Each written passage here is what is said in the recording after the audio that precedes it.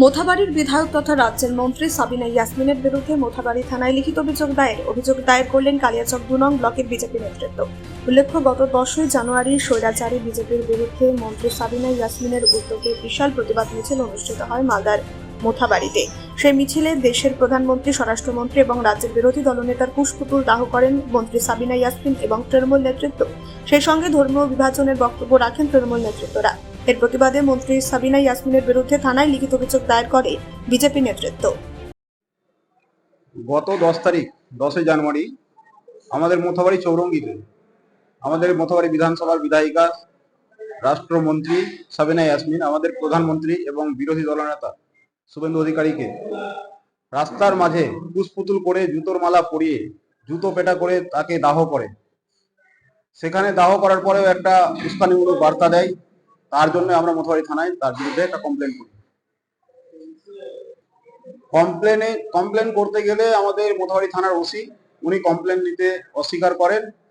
অস্বীকার করার পরে আমাকে বাধ্য করে 2 ঘন্টা পরে বলে যে আপনি আমার মেল আইডিতে মেল করুন, কারণ একজন মন্ত্রীর বিরুদ্ধে আমি কমপ্লেন নিতে পারবো না।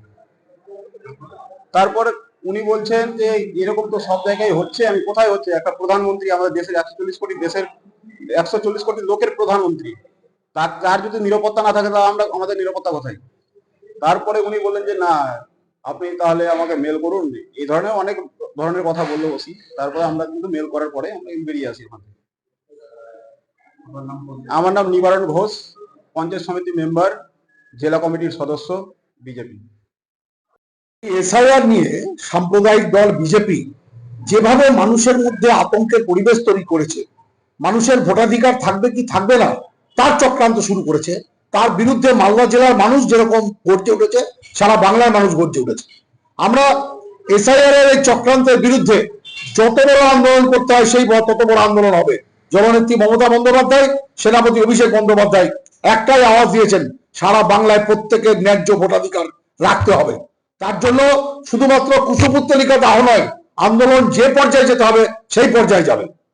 বিজেপি কি কমপ্লেন করলো না করলো দ্যাট ডাজন্ট ম্যাটার, কারণ বিজেপি মানুষের ভোট কাটতে চাইছে। আর আমাদের যারা জনপ্রতিনিধি তারা মানুষের ভোটাধিকার রক্ষার্থে লড়াই করছে। তার জন্য একটা এফআইআর না, 1000খানা এফআইআর করুক, তাতে আমাদের কিছু যায় আসে না। মালদা থেকে পরিতোষ সরকারের রিপোর্ট, কুলিক নিউজ।